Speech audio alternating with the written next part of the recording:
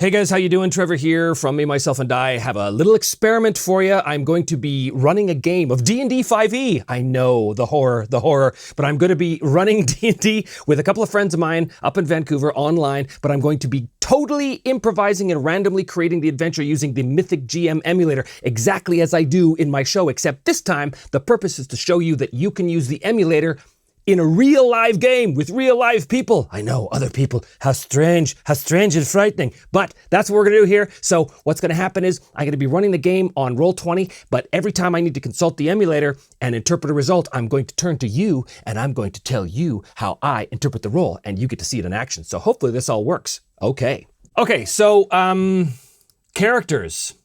Let's do fighter. I know how to play fighters. Perfect. What are you looking at there, Jared? I think I'm going for a human rogue at 3rd level. I choose a roguish archetype. I went with swashbuckler. Cool. I'm not going to go into all the things here, but just some stuff that could sort of get us kick-started here. Because, of course, the idea is when you generate random backgrounds for characters like this, that gives you adventure ideas of where to start them. So that's kind of important. Hey guys, post-edit Trev here. Just wanted to give you a quick brief intro to the characters that we created. If you want to see the full character generation, if you want to check out how we built all these characters from scratch using total random stuff, that's all on Patreon. But for the purposes of this video, just know that we created 2 3rd-level characters. One was a fighter who was a champion, and the other was a rogue swashbuckler. They grew up together mostly. The rogue was kind of like, he ran off to join the circus as a kid, basically. And the fighter grew up in a temple. He was a very devoutly religious kind of guy who served a god named Kodos or Kronos or something like that. It'll show up in the episode very soon. But the 2 big hooks they came up with was that the fighter was protecting this holy book from a cult that was after his church, trying to destabilize his church, and that they had a common enemy by the name of Lord Wren, who tried to frame the thief for a crime he didn't commit. And the 2 characters wound up gaining the enmity of this particular character. Anyway, that's just sort of the general basics of who these characters are. Like I said, if you want to see the full character creation process we did totally randomly, you can check it out on the Patreon. I seek to preserve a sacred text that my enemies consider heretical and seek to destroy. Well, that sounds like a hook right there, doesn't it? Yep. There's the fuel. I've got another one for you. I once satirized a noble who still wants my head. It was a mistake I will likely repeat. Okay, so we've got our characters. You're all kitted out. You've got your backgrounds. We know how you've met. We know why you're friends. We're going to say we're starting in the city of Avizon. That's all I know. That's all anybody knows. So first of all, let's see how we start this thing. So the first thing I'm going to do is create a situation in media res. How am I going to do that? I'm going to go to the trusty Mythic GM emulator. Coming up with the scene is the first thing. So I'm going to totally randomly determine that using rolls of D100, and the first one is going to be 40, which is postpone. 93, postpone weather. I think what that means is that they are going to be, they're not actually in the city, they're on the outskirts of the city, and they are on the run from this enemy, Lord Wren, but they've had to hole up in an old cave or an old an inn or a broken down ruin or something like that. Yeah, that's it. They're holed up in a broken down ruin. They're being chased by Lord Wren, who's coming after them with a bunch of guys. They're on the run, but a terrible storm has rolled in and forced them to take shelter in this ruin. That's cool. Okay, so here's the deal. Both of you now have this shared enemy of Lord Wren. Okay, Lord Wren is coming after you, Rat, because of obviously what we talked about, the fact that you made fun of him and he's tried many things to come after you, but the straw has broken the camel's back and you've got very solid information that he himself is coming after you with a bunch of thugs and heavies. The 2 of you had that information. You also know, Sir Vincent, that he is traveling with one of the heads of this cult that is hell-bent on getting his hands on this book and destroying it to further damage and degrade the sway of Kodos in the city. However, you got some information at the last second which basically told you that Wren was about to descend on your inn. You had just a few minutes to grab your stuff and get the hell out of town to formulate a plan, but you had to escape. So you basically got on your horses and you fled out of town, just, again, trying to find a place to regroup yourselves and see if you can, figure out what to do. But you know that Ren and his thugs are hot on your tails, but as you left the city, a massive storm rolled in. A big, massive lightning storm, hail, the whole bit, to the point where you had to take shelter as soon as you possibly could. And off the road, way off the road, on the slopes of this giant hill, was this old broken down ruin. It almost looked like it was some sort of tower maybe, or some sort of keep, but it's completely in ruins. But you were able to guide your horses across the quickly the fields that are quickly becoming waterlogged, and take some shelter in the broken down kind of courtyard of this old ruin. Okay, so that's basically what happened. So as you move your horses in, you're not exactly sure how far back Lord Ren is, but you know that he's definitely on the way. You don't know what powers he has to track you or anything like that. You've managed to take shelter in this broken down old ruin, as I said. Now, the courtyard itself is wide open, so the rain, the hail is still falling down, pelting the decayed, broken down stones of the courtyard. But there are a number of inner buildings in the courtyard. One looks like it might have been a stable at one time. One looks maybe it was some sort of kitchen, maybe a guard's building. So there's a bunch of little buildings on the inside. And then there's a central tower as well. The top of the tower is kind of broken down, but the middle sections of it, maybe the first 2 or 3 stories, look to be largely intact. You can see as well that there's a large double doors to the tower that appear to be, again, intact and actually rather well maintained, which is sort of an odd thing considering that this is a ruin, but the doors seem to be well maintained. So what I've just done here is make a bunch of stuff up.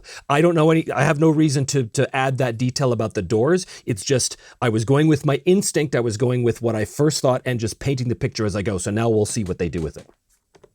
Okay, the rain and the hail falls. You're in the courtyard. Your horses are whickering and neighing at being pelted by rain and hail. What do you do? Well, let us go and get the horses to this stable type thing, and we can take shelter under this place.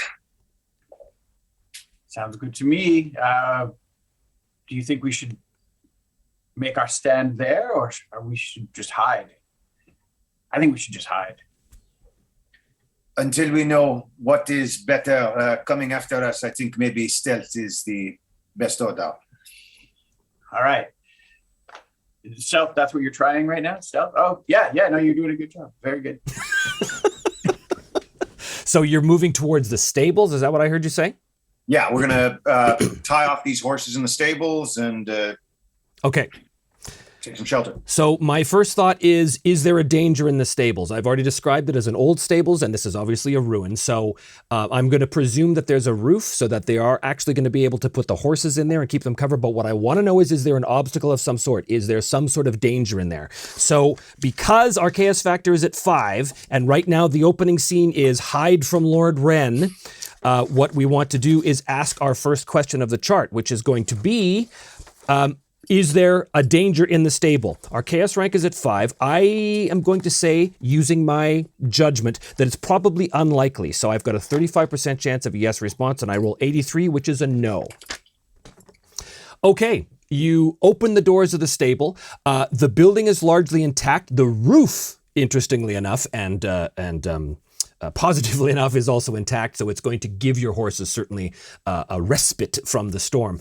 The stalls are still intact as well. It looks like the principal damage to the keep was done, or I'm sorry, the principal damage to the castle was done to the tower itself. The outbuildings are not so much damage. So whatever caused the downfall of this particular castle, it probably wasn't an assault or an attack from without, because then these wooden buildings probably would have been reduced to ruins, right? But they're all intact. So, yeah, you open the stables, you're able to tie off the horses. There's old moldy straw in here, but basically everything you would imagine there would be in a stables in an old keep, essentially, is what you see with your first kind of glance. Okay. Is this a stable that has the loft area up above? Yes. Okay. I would like, Vincent, mind if I borrow that crossbow of yours? I'm going to try and get up high and see if I can get a better look at what's coming for us. Be my guest. Okay, well, there's a ladder that goes up to the loft. As you climb up there, it's an old rickety ladder, but holds your weight, no problem. When you get up to the top of the loft, once again, covered in old, stale, moldy straw, but you can certainly see that there is a window with kind of a half-broken shutter on the far side of the loft area. So it would afford you a vantage point to look out back the way you came. Perfect. I have the crossbow, so I'm watching to see who is coming after us, so I can call out warning if necessary. The rain is falling in sheets. It's the middle of the day, so it's very gray, but your visibility is very much occluded. Is that the word? Occluded by the sheets of water falling from the sky. That said, make a perception with disadvantage. Ho ho! Look at me playing D&D. So good at it. Two. I got a 2. Okay, right, because disadvantage, you take the lower. I knew that. Okay. Well, if there was something to see, you would see it. It's just the rain, man. It's like an impenetrable wall of water that's reducing your visibility to maybe 30 feet. So you can definitely see back the way you came up to 30 feet, but past that, it's just sheets of rain. And the thunder is rolling and there's lightning flashing in the sky. When he's doing that, I'm going to go back through the gate that we came and see if I can secure it some way. The ruined gate to the courtyard? Yeah, the gate to the courtyard. So we came in, we're in this keep. I don't want someone just coming up behind us easy enough. I want to bar it or do something so that at least we'll hear them coming through it. So what I want to do now is ask the chart if there's enough of the gate left to be able to actually use as a defensive position, like what Sebastian's asking. So I think there's a probably pretty good chance. I did just say that the ruin is largely intact in terms of its outbuildings. So I'm going to say it's very likely that this will be that he will be able to use the doors as a defensive position as he's asking, and the answer is yes. It looks like the gates are still intact, much as the other outbuildings in the courtyard are. So again, further evidence that this place was not destroyed by an assault or anything like that. So yeah, you're able to haul the gates shut, and there's even a rusted old series of brackets to put a big bar in. Great, and I do. What is your strength, by the way? My strength is 16. Okay, no problem. You're able to grab that bar and just kind of put it inside. You're not sure how long that would last against a sustained assault by a group of armed men, but certainly it'll buy you some time. Great. And then I will, once having done that, I will go back to the stable and take care of my horse. Okay. Just, tack him down. Okay, so while Sir Vincent is brushing the horse down, all that kind of stuff. Is Duskrat still up? Are you still up in the loft, or are you changing your tactics? No, I think this is as good a vantage point as we're likely to get from this window. Is there any chance that my luck holds to be able to see the direction of the gate that was just barred, as well as the tower? Well, I think that's, I'm not even going to roll for this. I'm just going to use my common sense and say, yes, you could look out and you can see the barred gate, and you can also see past it as well.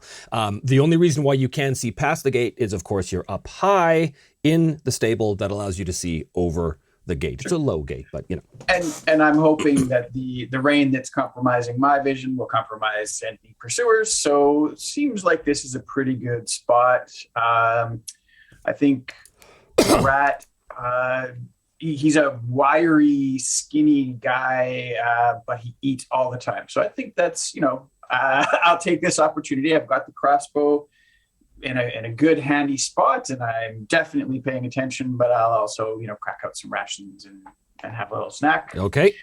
I assume that Sir Vincent will notice that my horse needs care as well. He's that kind of guy. And that way I avoid work. Okay. So at this point, I've decided to end the scene here. Since the first scene was Escape Lord Wren, they've basically done that. The next phase is going into exploration of this ruin, because that's kind of what I want to see happen here, because I think it's pretty cool. So there's a couple things. One, I think that Jared's observation is absolutely right. I don't think that Lord Wren is going to be able to come after them because of the same rain that's preventing them from seeing out. But also, my next scene is going to be about exploring the tower. So my first thing is I'm going to update our threads, and I'm going to update our NPC list. Well, we've already got our NPCs here. We've got Dusk Rat, which is our first PC. We've also got Sir Vincent, and we've got Lord Wren, and we've got the Temple of Kodos. And I think that's about it for now. So are there new characters to add to this list? I don't think so. Are there any threads to add to this list? Yes. Well, the threads that we would have added at the very top of this is Protect the Tome, which is the book that Sebastian's character is carrying. I think a thread as well is probably going to be Escape Lord Wren, depending on how they want to handle that. Hard to say, because it might turn into Kill Lord Wren or avenge yourselves against Lord Wren or something. But right now we have a thread that we're adding for this new scene, and that thread is going to be Explore the Ruin. Now, I'm not going to force their hand, obviously, but I'm going to ask some questions to see if there's anything that happens in the tower that sort of gets their attention, so we'll see what happens. Which leads us to scene 2. Our chaos factor is going to go up to 6 because things are pretty chaotic. The first thing I want to do, we've got our next scene, which is Explore the Ruin. But what I want to do now is roll a d10 against the chaos factor to see if the scene is interrupted or altered. Chaos factor 6, and I roll a 10, so it is not. So because we're starting without an interrupt scene or an altered scene, I'm going to ask my first question to the scene is there a sound that comes from the tower that gets their attention? Well, because I really like that idea, we're chaos factor 6, I'm going to say that is a near sure thing. And I'm going to roll with a 33. Okay, this is interesting. I have a yes answer. They're going to hear something, but there's also a random event. So they're definitely going to hear something. Let's deal with that first. As Dusk Rat is eating your food up there, and as Sir Vincent, you're taking care of your horse, you hear a sound over the din of the storm and over the patter of the rain as it falls down on the broken flagstones of the exterior courtyard. What you hear is the sound of wood banging against wood. And of course, Dusk Rat, as you're looking out at that gate, you don't see any evidence that anybody is battering on that gate from the outside. In fact, as you're looking out from your vantage point, eating your rations, you definitely hear, as you're looking out, you're sort of, pinpointing where the sound is coming from, and it seems to be coming from inside the double doors of the tower. And as you kind of glance over, you can see that sound is being produced by something on the inside of that tower is banging against the doors. Vincent, do you hear that? I do, yes. It is time to go. I think we need to leave now. Ghosts are not a thing that I do it, so we go now. Okay, yeah. So my choice, I guess. While you mull that. Okay, so Sebastian just brought up the idea of a ghost. That's possible. We'll keep that in mind. But what I want to do first is determine the random event. So the first thing we do is determine the source of the event, and that's going to be 26, which is an NPC action. Which NPC is it? We have 4 of them. Actually, we've only got 2 of them. So we're going to roll a d6 and see what comes up. 2, which is the Lord Wren. So Lord Wren is going to take an action. That makes sense. What is the action and subject of that action? Lord Wren is going to be taking an action. Agree, 86. Agree and hope. Agree of hope. What that means to me is that agreement of hope. What that means to me right away, my instinct tells me, is that he has found very quickly disintegrating tracks of the horse that's going to lead him to the ruin where they are. So that's going to happen very, very quickly. Let's see how the players deal with this.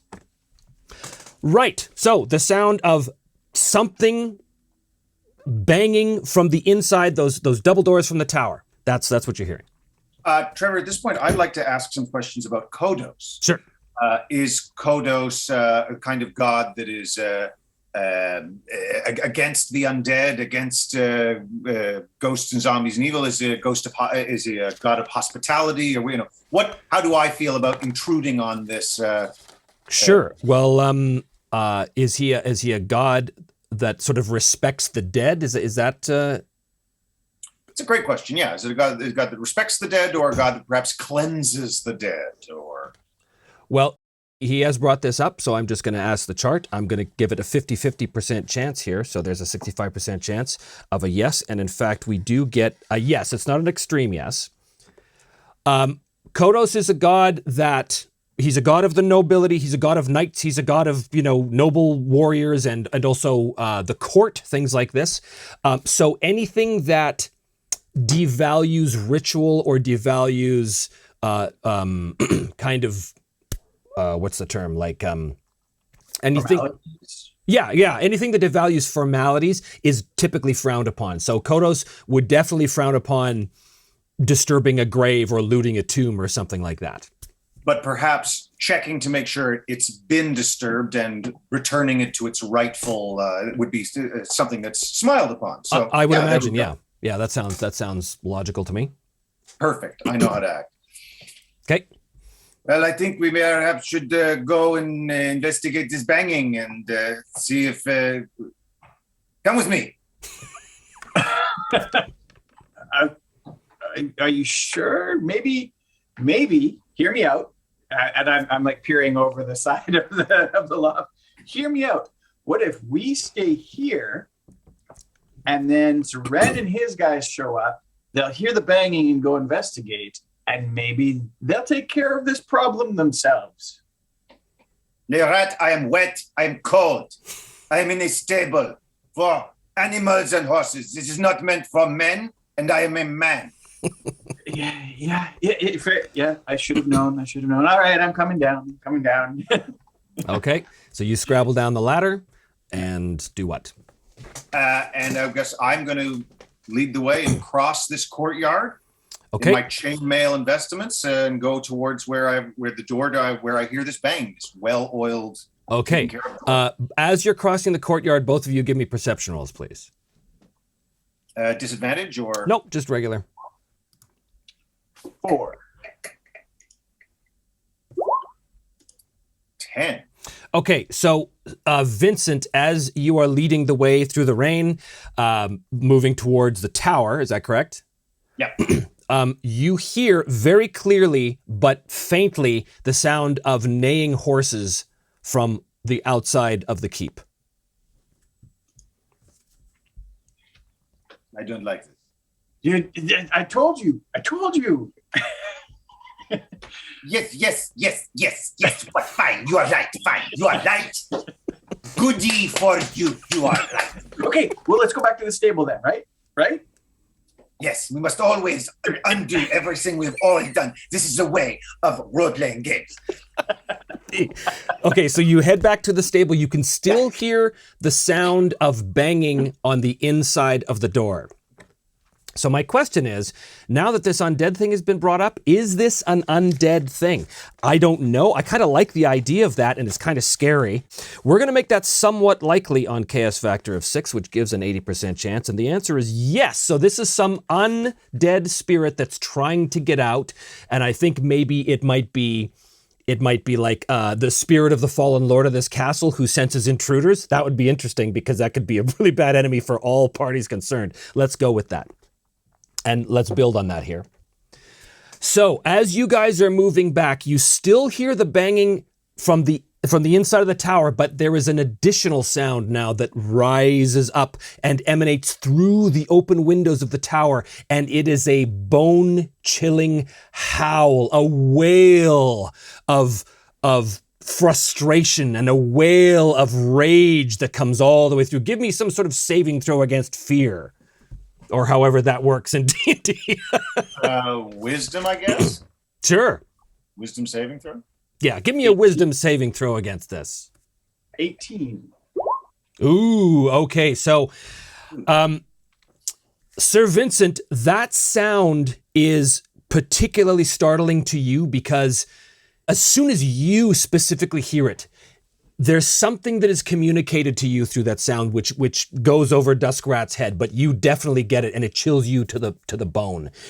That is the sound of nobility that has been stolen. That is the rage of being cast down from a great height.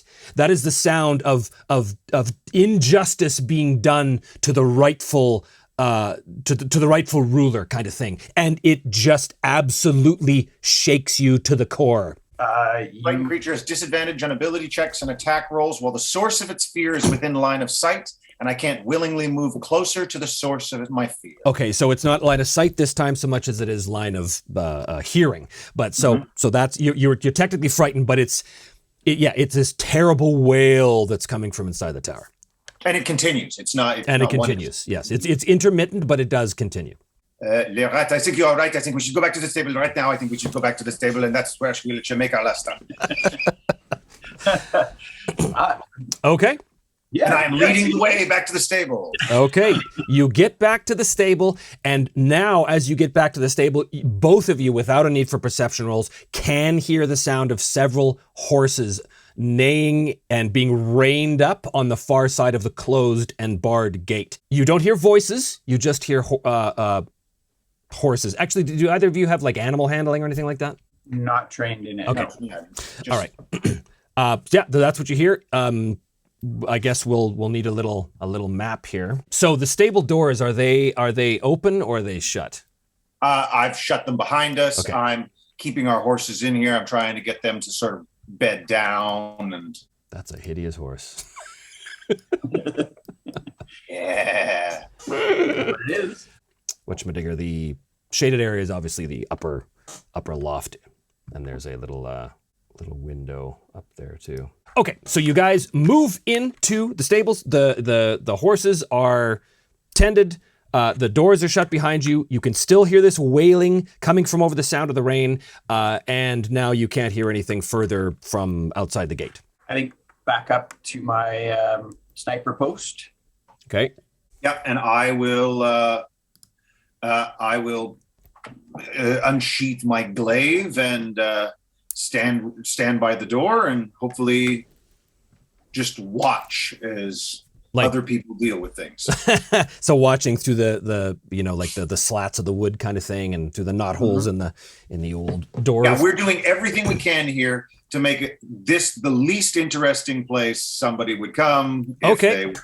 All right. So you will be doing a stealth when the time comes. But for now, as you, Vincent, are looking through, the doors to the stable are on the other side, so you wouldn't be able to see the gates. But Rat, from your vantage point, you can see the gates. And you can see that there's another sound of what sounds like bodies throwing themselves against the outside gate, and you can see now the gate kind of buckling against some force from the other side. And now you hear voices too rising up. They're the voices of gruff-sounding men. Get it open! Get it open! And they appear to be throwing their weight against the gate. At this moment, they don't appear to be doing much against it because they're just guys against a barred gate. But given enough time, they will eventually get through it. The wailing from the tower intensifies. Do we get a sense of how many men there are here? Is it 5? Is it 30? Do we get a sense of that? That's what I'm looking for. Did we know that before we left? Did we have a sense? Did I notice along the way how many people were pursuing us? Sure. Yeah. Insight? Huh? Insight might be another one. Yeah, actually, both of those are applicable. Perception to see if you literally did notice how many were coming after you, and insight to know, Lord Wren, the kind of men that he would assemble and how quickly he could get all that kind of stuff. So both of those are applicable. This is retroactive, so you don't have to roll this with disadvantage for fear, obviously, Sebastian. Huzzah. All right. I'll roll perception. Look at that, 20. Oh, and 17. 17 for perception. Okay, so both of you know that there are... The good question. How many men are there? Well, I'm going to go to the chart. Is there 5 kind of lower level guys? Because these are only 3rd level characters. I don't want to overwhelm them. Are there 5? I'm going to say that's probably very likely. We'll call it likely. Are there 5? And I'm rolling on that. 21 is yes. So you are pretty sure, both of you, through your various abilities to know this, insight and perception, that it's probably going to be Lord Wren, the representative of the cult that's after the book, and 3 other thugs. However, Lord Ren is not hugely influential and he's not hugely rich. So it's very likely that the quality of mercenary or thug that he was able to quickly hire for this little outing is probably not great. So it's a good assumption to make that those 3 thugs with them are not going to be like, haha, we are super skilled assassins. But yeah, you definitely hear the voices of these men on the other side, throwing themselves at the gate, ineffectually trying to break it down.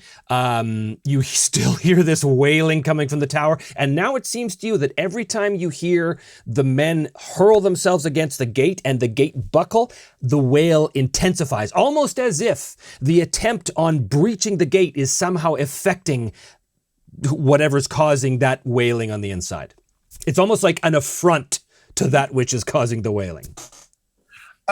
Trevor, I would like to sort of use a bit of meditation of something that I would have learned in my years of the temple. I am terrified of this wailing, but I want to see if I can somehow transform my terror into anger. And I want to focus on the bashing against the gate here and go, every time that happens, this gets worse. You know what? It's not me. It's them that are doing it. It's them that are screwing things up here. And I must go in defense of this horribly terrifying creature. Okay. Well, considering your background and considering you are who you are, I think there's an interesting case to be made that might actually happen. What do you propose to roll for that? Weapon skill. I don't think it's a skill. I think it's a wisdom check. That's what I think. An 11. Well, I had sort of thought that the DC was 15 for this, but I'll give you another chance later. Okay. That's what I'm trying to do. And every time I'm like, oh, these guys, and they smack. Yes, the wails coming from the tower are suitably horrifying that it's able to, or it jars you out of your concentration, basically trying to draw upon your experience to turn this to your advantage. Okay, so at this point, what I'm going to do is I'm going to ask the chart, does the unclean spirit, which I'm sort of assuming now is the lord, the spiritual ghost-like lord of this place, does this spirit break free of the tower because of the new assault on the closed gates? I think there's a good chance it will. I'm going to say that there's a 50-50 chance that the spirit takes further action. And is that the case? And the answer is yes. Now, I'm just going to have the spirit break open the door and go after. Yeah, let's do that. Let's see what happens there. All right. So as you guys are waiting, listening to these sounds, there is one sort of ultimate wail that happens, and then you hear the sound of the tower doors being burst open. And then the wailing stops immediately. The men on the other side of the gate also stop. They have heard the sound of the doors opening, and there's like a pause.